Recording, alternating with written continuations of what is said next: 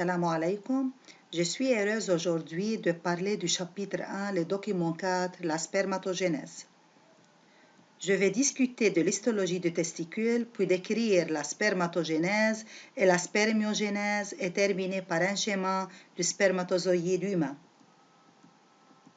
Comme vous l'avez vu dans le document 1, l'appareil reproducteur masculin est formé de glandes sexuelles mâles qui sont des testicules. Ces testicules sont le site de production de spermatozoïdes, de l'hormone sexuelle masculine et de la spermatogénèse. Puis, on a les conduits génitaux qui sont responsables à la fois de la conduction et du stockage des spermatozoïdes et qui commencent par l'épididyme suivi du canal déférent puis de l'urètre. Et enfin, on a les glandes annexes qui sont responsables de la production du liquide séminal et qui sont les vésicules séminales, la prostate et la glande bulbo-urétrale. Dans le document 3, vous avez appris quelques notions de base sur le processus de méiose par lequel les gamètes sont produits. Dans ce document, on va expliquer l'histologie des testicules et la genèse de la production de spermatozoïdes dans les testicules. Le mécanisme de la production de spermatozoïdes s'appelle la spermatogénèse. Donc, quelles sont les étapes de la spermatogénèse? On commence par l'histologie des testicules. Cette figure montre une coupe longitudinale du testicule. Ce testicule est divisé en pièces plus petites appelées lobules. Dans chacun de ces lobules, il y a des structures étroitement enroulées appelées tubes séminifères. Si on fait une coupe transversale d'un testicule, on trouve qu'il y a dans chaque lobule de 3 à 4 tubes séminifères. Dans ce schéma, on remarque qu'il y a 3 tubes séminifères. Entre ces tubes, il y a des cellules de Leydig ou cellules interstitielles qui sécrètent l'hormone sexuel mâle, qui est la testostérone et qui stimule la production de spermatozoïdes. Si on fait une coupe transversale d'un tube séminifère, on observe la figure suivante. Il y a à l'extérieur une lame ou membrane basale où il existe les cellules mères du spermatozoïde, puis au centre du tube, il y a la lumière. En allant de la lame vers la lumière, on trouve les spermatogonies, puis les spermatocytes, les spermatides et finalement les spermatozoïdes qui sont dans la lumière du tube. Dans cette figure, on peut remarquer la direction centripète de la production de spermatozoïdes, où on a les spermatogonie, puis spermatocytes, spermatides et finalement des spermatozoïdes. Toujours dans une direction centripète, les spermatogonies se multiplient et se différencient pour donner finalement le spermatozoïde. Ce mécanisme s'appelle spermatogénèse. Les cellules qui sont en jaune et qui existent entre les lignées germinales, qui jouent un rôle important dans la nutrition des cellules de la lignée germinale, lors de leur division cellulaire, sont appelées cellules de Sertoli.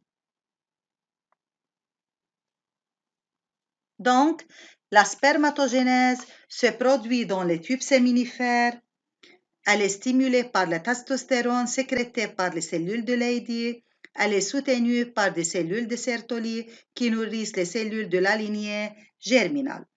Comment se déroule la spermatogénèse? Le processus de spermatogénèse commence dans la lame basale du tube séminifère, où se trouvent les spermatogonies indifférenciées, qui sont des cellules à 2 N de chromosomes. Ces cellules souches germinales se multiplient continuellement par division mitotique successive qui produisent des cellules similaires et restent également au niveau de la lame.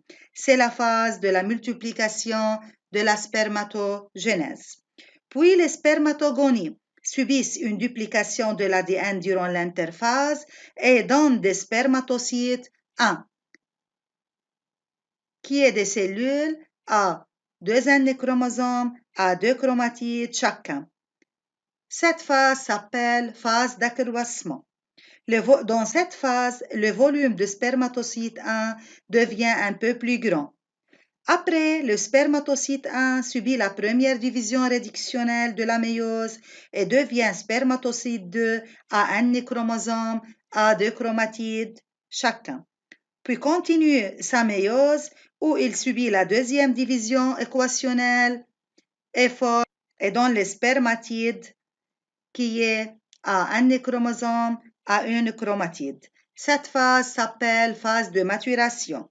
Finalement, il y a la phase de différenciation ou spermiogénèse où les spermatides subissent les modifications morphologiques et deviennent des spermatozoïdes.